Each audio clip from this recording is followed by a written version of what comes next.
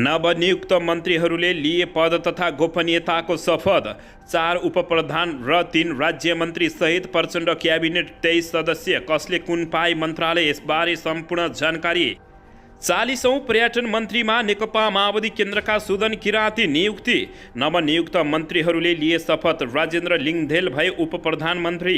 प्रधानमन्त्री पुष्पकमल दाहाल प्रचण्डद्वारा मन्त्री परिषद विस्तार। नवनियुक्त मन्त्रीले लिए शपथ। राष्ट्रिय स्वतन्त्र पार्टीबाट शिशिर खनाल शिक्षा मन्त्री र अर्याल श्रम मन्त्री। तोसीमा कार्की स्वास्थ्य राज्य मन्त्री। प्रचण्ड सरकारमा प्रदेश 1 र बागमतीको वर्चस्व, महिला सहभागिता 26%। ऊर्जा मन्त्री राजेन्द्र लिङ्गदेलको पहिलो निर्णय 5 वर्षे रणनीतिक योजना बनाएर काम गर्ने। मन्त्री भएपछि बिग्रिन्छ कि भन्ने छ, म यसलाई अवसरमा परिणत गर्ने। उप प्रधानमन्त्री राजेन्द्र लिङ्गदेलको अभिव्यक्ति। लुम्बिनी प्रदेशको सभामुख र उपसभामुख निर्विरोध निर्वाचित। वर्षमान पुन अनन्तको स्वास्थ्य अवस्था बुझ्न सुमेरु अस्पताल पुगे प्रधानमन्त्री पुष्पकमल दाहाल प्रचण्ड। सेयर बजार झन्डै 33 अङ्कले बढ्यो। 3 अर्ब 72 करोड रुपियाँ बराबरको कारोबार। शिक्षा मन्त्रालयको बागडोर टिच फर नेपालका सहसंस्थापकको हातमा। सङ्घीय शिक्षा ऐन जारी गर्नुपर्ने चुनौती। जसपा असन्तुष्ट भएपछि प्रधानमन्त्रीले आफैसँग रागे 2वटा मन्त्रालय। सीमा विवादका विषयमा अहिले बोल्नु हतार हुने परराष्ट्र मन्त्री पौडेलको भनाई। विमान दुर्घटनामा परेका क्याप्टेन केसीको गाउँ शोकमा। पैसा अभावमा उपचार नपाएर ज्यान गुमाउनु पर्ने अवस्था अन्त्य गर्न चाहने डाक्टर तोसीमा कार्कीको अभिव्यक्ति। र विमान दुर्घटना 2 यात्रुको अवस्था अझै पत्ता लागेन। 48 शव काठमाडौँ ल्याइयो। इपिएस मार्फत दक्षिण कोरिया जाने हवाई भाडा घट्यो। कति भयो त, यसबारे सम्पूर्ण जानकारी। मन्त्री परिषद विस्तारमाथि दीपक राजगिरीको टिप्पणी। फुटबलमा अनुभवी खेलाडीलाई बेन्चमा राखेर नयाँलाई अवसर दिएको जस्तो। यति एयरलाइन्स विमान दुर्घटनामा काठमाडौँ ल्याइएका शव टिचिङ अस्पतालमा राखिँदै। अब हेर्नुहोस् पुरा समाचार।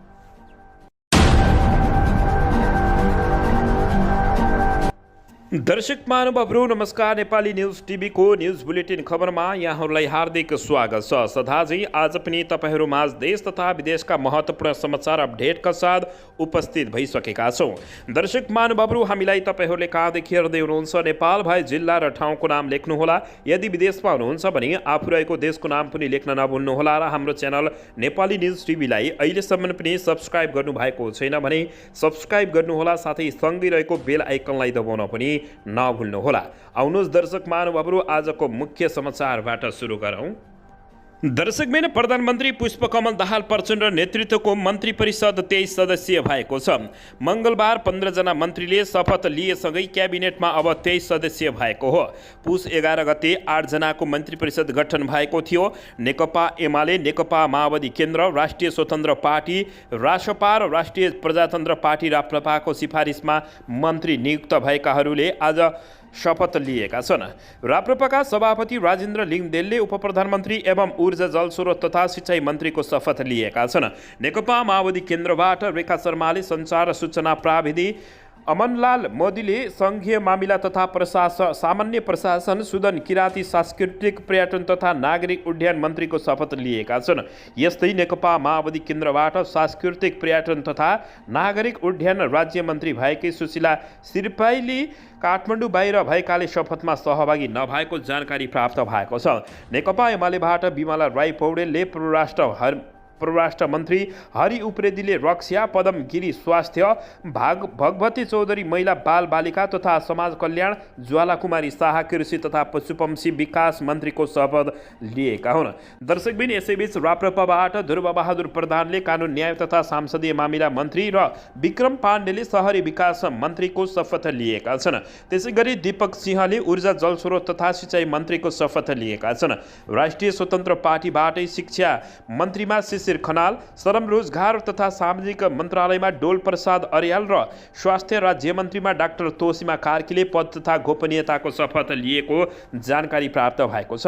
दर्शकबिन, 10 पुसमा प्रधानमन्त्री नियुक्त भएका पुष्पकमल दाहाल प्रचण्डले पुस 11 गते पद तथा गोपनीयताको शपथ लिएका हुन्। सोही दिन उप प्रधानमन्त्री एवं अर्थमन्त्रीमा विष्णु पौडेल, उप प्रधानमन्त्री एवं भौतिक पूर्वाधार तथा यातायात मन्त्रीमा नेता नारायण काजी श्रेष्ठ, उप प्रधानमन्त्री एवं गृहमन्त्री रवि लामिछानेले पद तथा गोपनीयताको शपथ लिएका थिए। नेकपा एमालेका 4 र जनमत पार्टीका अब्दुल खानले पनि सोही दिन मन्त्री पदको शपथ ग्रहण लिएका हुन्। दर्शकबिन यसैबीच यता नवनियुक्त उप प्रधान एवं ऊर्जा जलस्रोत तथा सिँचाइ मन्त्री राजेन्द्र लिङदेलले 5 वर्षीय रणनीतिक योजना बनाएर काम गर्ने बताएका छन्। मङ्गलबार पदभारण गर्दै मन्त्री राजेन्द्र लिङदेलले मुलुकको आवश्यकता र प्राथमिकताको आधारमा मन्त्रालयको कार्य सम्पादन गर्न 5 वर्षीय रणनीतिक योजना बनाएर काम गर्ने पहिलो निर्णय भएको बताएका छन्, जसका लागि 3 सदस्यीय कार्यदल बनाउने समेत उनले घोषणा गरेका छन्। मन्त्रालयकै सहसचिवको नेतृत्वमा गठन हुने कार्यदलले मन्त्रालयको आशय वक्ता र प्राथमिकताहरू निर्धारण गर्न र 5 वर्ष एउटा रणनीतिक योजना बनाउने उनले घोषणा गरेका छन्। आफूले जिम्मेवारी लिएको मन्त्रालयको काम चुनौतीपूर्ण रहे पनि त्यसलाई अवसरमा बदल्ने राजेन्द्र लिङदेलले अभिव्यक्ति दिएका छन्। सबै मन्त्रालयहरूको आफ्नो ठाउँमा महत्त्व हुने भन्दै उनले नेपाल जस्तो देशको लागि ऊर्जा मन्त्रालयको जिम्मेवारी पाउनु आफ्नो लागि एउटा महत्त्वपूर्ण अवसर भएको बताएका छन्। उनले भन्नेहरूले सरकारमा गयो कि बिग्रिहाल्छ, जानै हुँदैन है। राजेन्द्र लिङदेल जस्ता मानिसहरू भन्थे नेपालको सन्दर्भमा सरकारमा जानु, मन्त्री हुनु भनेको नै चुनौतीपूर्ण जस्तो ठानिन्छ, उनले अभिव्यक्ति दिएका छन्। किनकि त्यहाँ गएपछि मान्छे बिग्रिन्छ नै भनेर नबिग्रेका मानिसहरू यहाँ जानुहुन्न भनेर मेरो शुभचिन्तकहरूले बिहानसम्म पनि सुझाव दिइरहनु भएको थियो। यो चुनौतीपूर्ण छ, तर यसलाई म अवसरमा परिणत गर्ने मलाई विश्वास भएको अध्यक्ष राजेन्द्र लिङदेल ऊर्जा मन्त्रालय सम्हाल्दै यस्तो बताएका छन्। दर्शकबिन यसैबीच यता नवनियुक्त स्वास्थ्य राज्य मन्त्री डाक्टर तोसीमा कार्कीले पैसाको अभावमा उपचार नपाएर कसैले ज्यान गुमाउनु पर्ने अवस्था नआउने दाबी गरेकै छैन। यसैबीच संविधानले परिकल्पना गरेको मौलिक हकलाई वास्तविक रूपमा कार्यान्वयनमा ल्याउने प्रतिबद्धता उनले जनाएकै हुन्। रामसाय पथ स्थित मन्त्रालयमा मङ्गलबार कार्यभार सम्हाल्दै राज्य मन्त्री तोसीमा कार्कीले सरकारी अस्पतालको न्यूनतम सेवा मापदण्ड बनाएर कार्यान्वयनमा ल्याउने उनले बताएका छन्। हामीले भर्खरै देश, जनता र ईश्वरको नाममा शपथ खाएर आएका छौँ। पैसाको अभावले उपचार नपाएर ज्यान गुमाउनु पर्ने अवस्थालाई निवारण गर्न चाहन्छौँ, स्वास्थ्य मन्त्री उनले बताएकै छन्। मन्त्री कार्कीले आज 2वटा निर्णयमा हस्ताक्षर गरेका छिन्।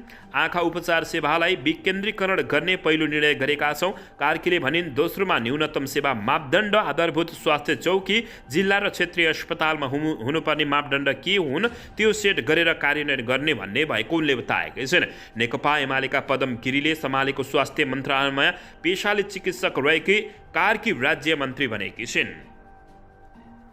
दर्शकबिन यसैबीच यता राजनीतिक एवं समसामयिक विषयवस्तुमा सामाजिक सञ्जाल मार्फत टिका टिप्पणी एवं आफ्नो धारणा सार्वजनिक गरिरहने कलाकार दीपक राज गिरीले फेरि टिप्पणी गरेका छन्।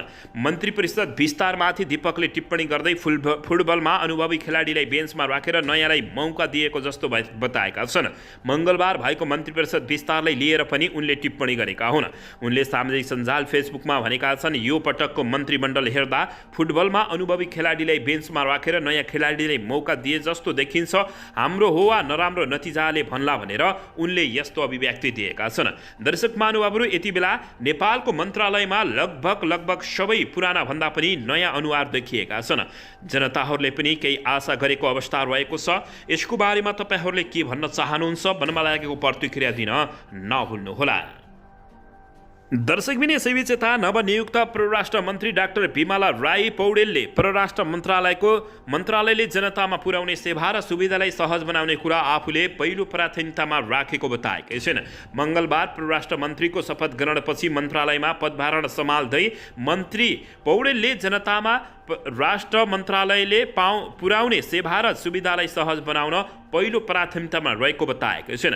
उनले परराष्ट्र मन्त्री भएर परराष्ट्र मन्त्रालयबाट जनतामा प्रवाह हुने सेवाको प्रभावलाई प्रभावकारी तुल्याउने बताउँदै विदेशी कूटनीतिक नियोगहरूसँगको सहकार्य र नेपालका विभिन्न देशमा रहेका राजदूतहरूमा नेपालीहरूको सहज पहुँच बनाउने 3 प्राथमिकतामा रहेको उनले बताएका छन्। उनले परराष्ट्र मन्त्रालयमा जनतामा प्रवाह हुने सेवाको प्रवाहलाई प्रभावकारी तुल्याउने आफ्नो पहिलो प्राथमिकता रहेको बताएकी छिन्। यसैबीच नेपालको हितमा सम्झौता नगरिकन आफूले विदेशी कूटनीतिक नियोगहरूसँग सामान्य गर्ने उनको भनाइरहेको हो। उनले भनिन्, आफू आउन साथ सबै नीति फेर्नेतिर लाग्दिन। नेपालको असंलग्न परराष्ट्र नीति अनुरूप अघि बढ्ने हो। मान्छे पछि हाम्रो परराष्ट्र नीति परिवर्तन हुनु हुँदैन। यति धेरै विज्ञहरू यहाँ हुनुहुन्छ, भइरहेका नीतिहरूलाई ग्याप छन् भने मिलाउँदैछौँ। हामी अन्तर्राष्ट्रिय क्षेत्रमा जसरी प्रस्तुत हुन्छौँ हाम्रो इमेज त्यही हो। नेपालको सीमा विवादका विषयमा भने अहिले बोल्नु हतार हुने उनले बताएकी छिन्। उनले भनिन्, जनतामा परराष्ट्र मन्त्रालयले पुर्याउने सेवा र सुविधाले सहज बनाउने मेरो पहिलो प्राथमिकतामा रहने बताएकी हुन्।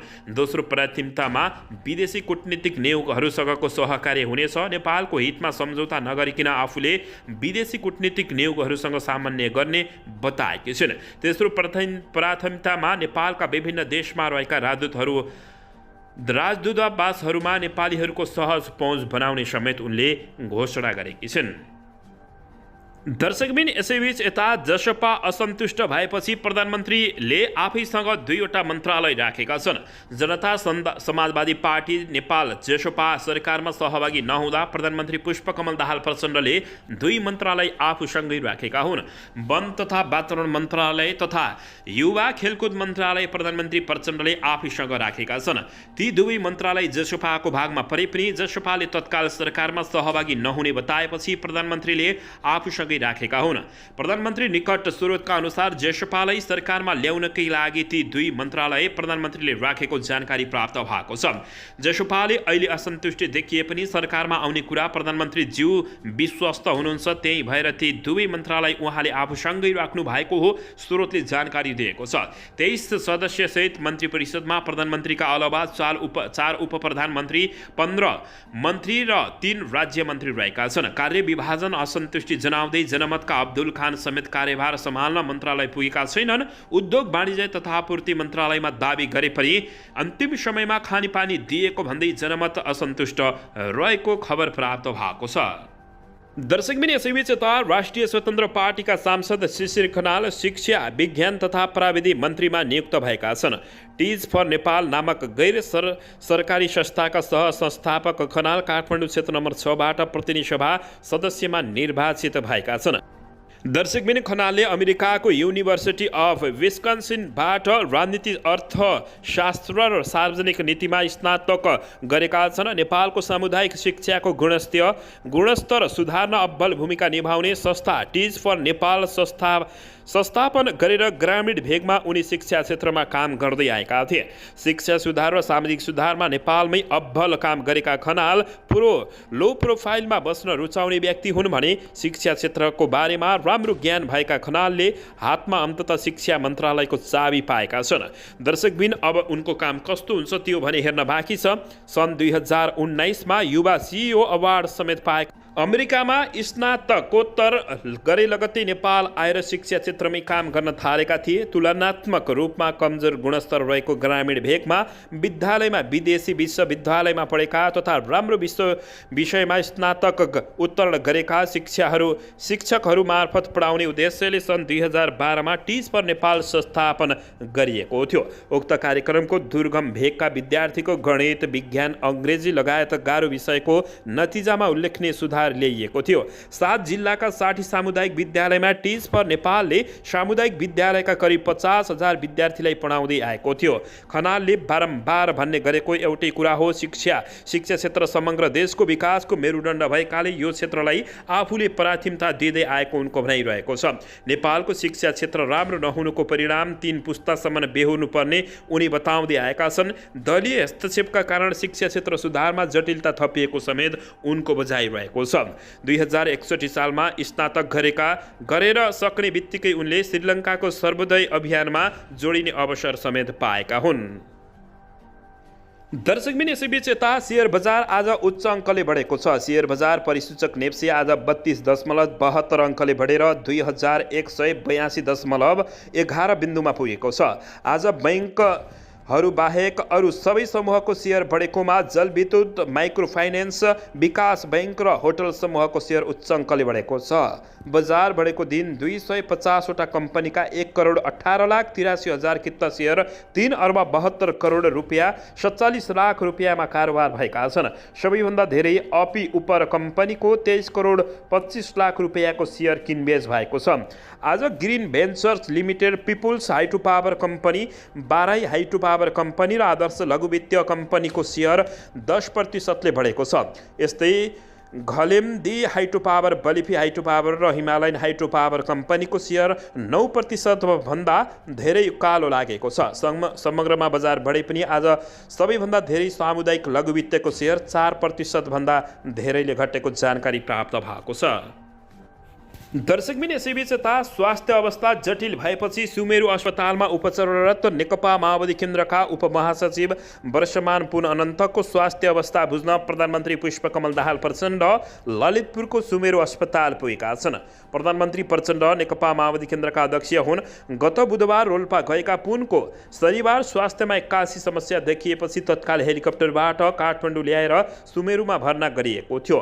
मङ्गलबार मन्त्रीमण्डल विस्तार गरेपछि प्रधानमन्त्री प्रचण्ड अस्पताल पुगेको र उनको पछिल्लो स्वास्थ्य अवस्थाबारे जानकारी लिएको जानकारी प्राप्त भएको छ। दर्शक महानुभावहरू, वर्षमान पुन अनन्तको बारम्बार स्वास्थ्य अवस्थामा समस्या आउने गरेको छ। स्वास्थ्य अवस्था बुझ्न प्रधानमन्त्री पुष्पकमल दाहाल प्रचण्ड सुमेरु पुगेका हुन्। दर्शकबिन यसैबीच यता नेकपा माओवादी केन्द्रका पोलिट ब्युरो सदस्य सुदन किराती मुलुकको 40औं सांस्कृतिक पर्यटन तथा नागरिक उड्डयन मन्त्री बनेका छन्। यसैबीच पर्यटन मन्त्रालयको विवरणमा विक्रम सम्वत 2034मा डाक्टर हर्क गुरुङ पर्यटन राज्य मन्त्री भएका थिए। त्यसयता मुलुकले 40 जना पर्यटन मन्त्री पाइसकेको छ। विक्रम सम्वत 2035मा भोजपुरको ओख्रेमा बुबा हर्कबहादुर राई र आमा रक्षा कुमारीको कोखबाट जन्मेका राई भोजपुरबाट 3 पटक विक्रम सम्वत 2064, 2074 र 2079मा सांसद बनेका हुन्। भुइँ मान्छेको पहिचान बनाएका राई स्थानीय परिवेशमा घुलमिल हुने र जनताको सुख दुःखमा साथसाथै रहने कार्यशैलीले उनी जनतामाझ स्थापित रहेका छन्। सिधा र स्पष्ट कुरा राख्ने किराती राजनीतिमा पनि निकै काबिल रहेका छन्। राजनीतिक यात्रामा पदीय जिम्मेवारीको इमान्दारिता, सांसदीय यात्रामा जनताको जिम्मेवारितालाई कुशलतापूर्वक भूमिका निर्वाह गरेका किराती जनजाति सांसदमा बेग्लै लवज र जनताहरूसँग घोलमिल भएर जीवन्त अभ्यासले उनको राजनीतिक यात्रालाई ओझेलो बनाइदिएको हो। दर्शकबिन पार्टीमा राम्रो प्रभाव राख्ने नेता भएकाले पनि सुदन किराती अघिल्लो पटक नै मन्त्री बन्ने चर्चा थियो। गत मङ्सिर 4 गते सम्पन्न निर्वाचनमा भोजपुरबाट प्रतिनिधि सभाका लागि निर्वाचित भए पनि किरातीको झनै चर्चा चलेको हो।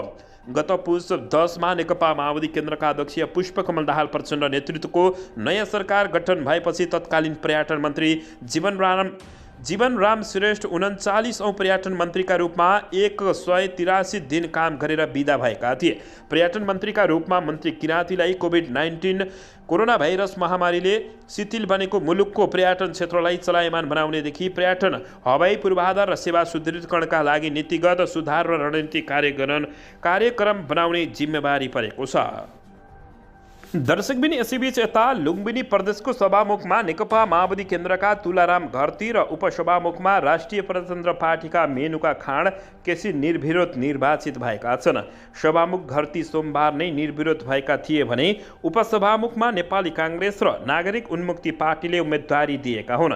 यसैबीच उपसभामुखमा नेपाली काङ्ग्रेसका तर्फबाट उम्मेदवारी दिएका विश्वप्रेम पाठक र नागरिक उन्मुक्ति पार्टीकी निर्मला देवी चौधरीले सत्तारूढ दल गठबन्धनका उम्मेदवार खाँडलाई समर्थन गर्दै आफ्नो उम्मेदवारी फिर्ता लिएसँगै उपसभामुखमा खाँड निर्विरोध निर्वाचित भएकै हुन्। पाठक र चौधरी मङ्गलबार दिउँसो प्रदेश सरकारलाई औपचारिक रूपमा पत्रचार गरी आफ्नो नाम उम्मेदवारीको सूचीबाट हटाएका थिए।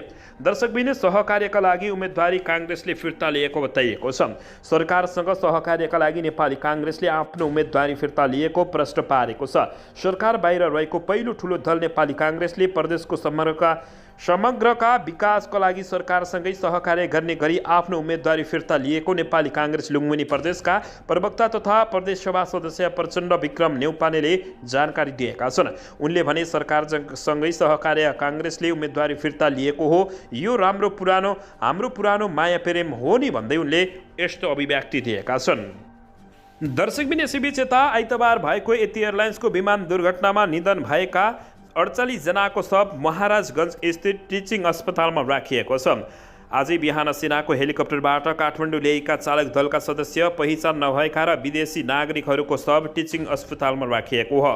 पोस्टमार्टमपछि मात्रै शव आफन्तहरूलाई बुझाउने भइएको छ। शव ल्याउनको लागि सेनाको हेलिकप्टर सोमबार नै पोखरा पुगेको थियो।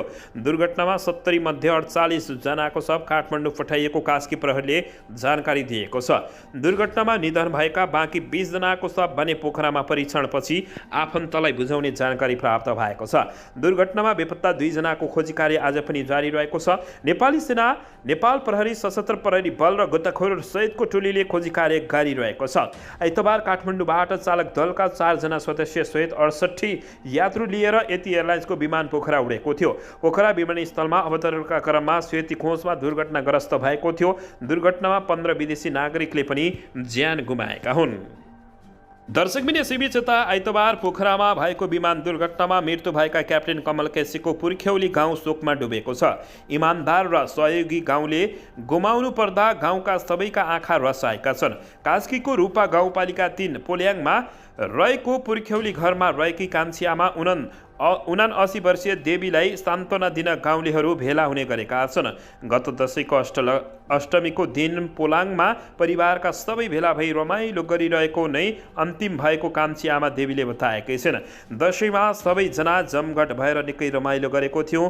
कमलले गाउँलेहरूसँग पनि भेटघाट गरेका थिए। उनले भनिन्, अब सम्झिनु बाहेक केही रहेन, यो जन्ममा यत्तिकै हुने भयो भनेर निकै गाउँ स्तब्ध बनेको छ।